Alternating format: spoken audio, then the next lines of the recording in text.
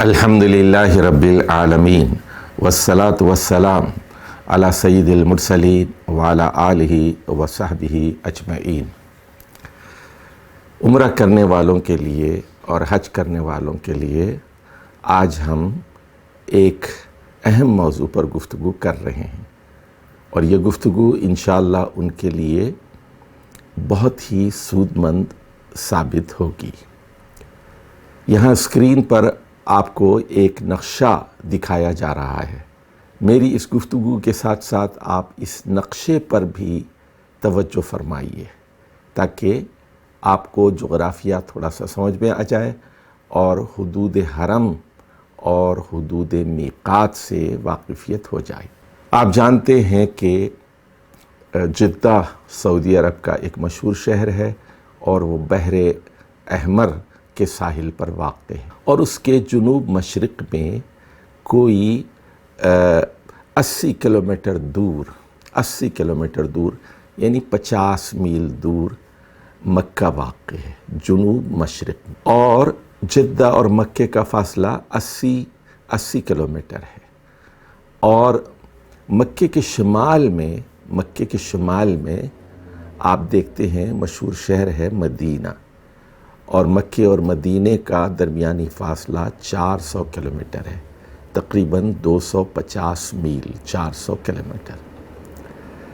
اب یہ بات بھی معلوم ہونا چاہیے کہ نبی اکرم صلی اللہ علیہ وسلم نے جب حج کیا تھا تو وہ پرانے راستے سے مدینہ سے ہو کر مکہ پہنچے تھے، لیکن آج کل ہائی وے بن گئی ہے اور یہ فاصلہ کم ہو گیا ہے، اور اب تو ٹرین بھی چل رہی ہے، تو 2 گھنٹے میں آدمی ٹرین کے ذریعے مکے سے مدینہ اور مدینے سے مکہ پہنچ سکتا ہے، اور بس کے ذریعے 5 گھنٹے میں پہنچ جاتا ہے۔ گاڑی اگر اپنی ہو تو 3-4 گھنٹے میں آپ پہنچ جاتے ہیں۔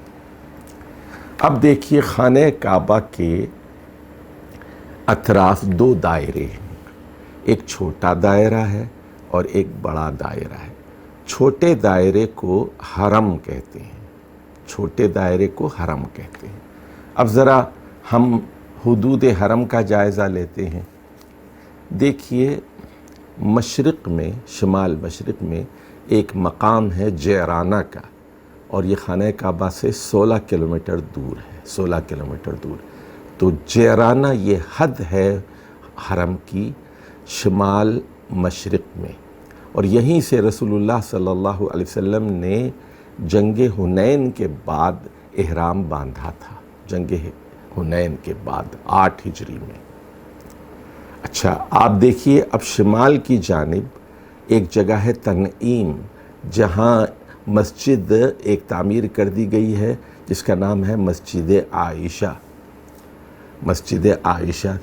اور یہ 7 کلومیٹر شمال میں مدینے کے راستے پر واقع ہے۔ تنعیم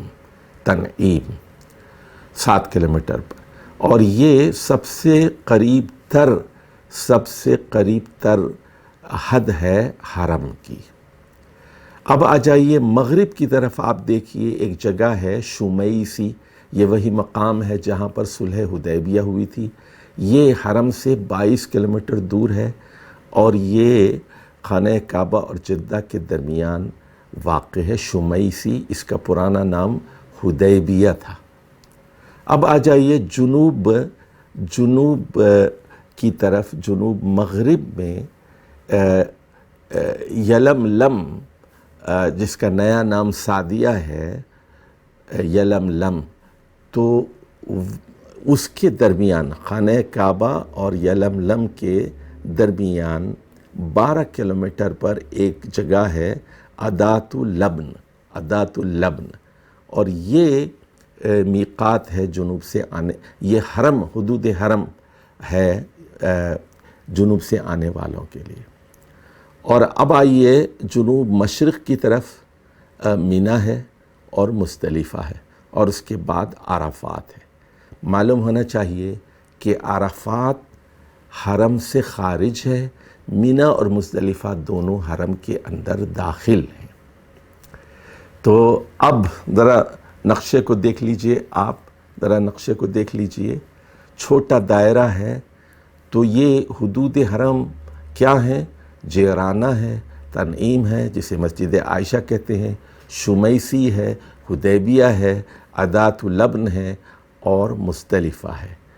تو یہ حدود حرم ہے۔ اسی طرح جو لوگ طائف سے آ رہے ہیں اور قرن المنازل سیل الکبیر کے راستے سے آ رہے ہیں، ان کے لیے بھی درمیان میں ایک حرم کا تعین ہے۔ تو یہ ایک چھوٹا دائرہ ہے اور حرم کے اندر بعض پابندیاں ہیں۔ یہاں شکار نہیں کیا جا سکتا، یہاں کی گھاس نہیں کاٹی جا سکتی، یہاں کے درخت اکھاڑے نہیں جا سکتے۔ تو حدود حرم کی کچھ پابندیاں ہیں۔ یہاں قتل و غارت غریب منع ہے، یہ امن کا علاقہ ہے حدود حرم۔ اب آ جائیے، یہ جو چھوٹا سا دائرہ ہے جس کو ہم حدود حرم کا دائرہ کہتے ہیں، اس کے اطراف ایک بڑا دائرہ ہے جس کو میقات کہتے ہیں، میقات کہتے ہیں۔ اور حرم اور میقات کے دائروں کے درمیان کی جو جگہ ہے اس کو حل کہتے ہیں۔ ایک حرم ہے، حرمن اور حلن، درمیان کا حصہ وہ حل ہے۔ چلیے اب ذرا کچھ میقات پر ہم بات کر لیں۔ دیکھیے، مشرق میں طائف سے آنے والوں کے لیے دو راستے ہیں۔ طائف سے آپ مکہ آنا چاہتے ہیں تو ایک پرانا راستہ ہے سیل الکبیر کا، اور وہاں اس کو قرن المنازل بھی کہتے ہیں، قرن المنازل بھی کہتے ہیں، وہ ایک راستہ ہے۔ اور ایک حال ہی میں نیا راستہ عرفات سے بنایا گیا ہے جس کو ہدا کا راستہ کہتے ہیں۔ یہ بہت ہی شارٹ کٹ ہے اور پہاڑوں سے ہو کر یہ وہاں پہنچتا ہے۔ تو اب یہ سفر بہت مختصر ہو گیا ہے۔ تو طائف کے لیے سیل الکبیر یا قرن المنازل یہ میقات ہے مشرق سے آنے والوں کے لیے۔ یعنی جو لوگ ریاض سے آ رہے ہیں یا کویت سے آ رہے ہیں، امارات سے آ رہے ہیں، عمان سے آ رہے ہیں، دبئی سے آ رہے ہیں، گاڑی کے ذریعے سے آ رہے ہیں، ان کے لیے سیل الکبیر یا قرن المنازل یہ میقات ہے۔ میقات پر ان کو احرام باندھنا پڑے گا۔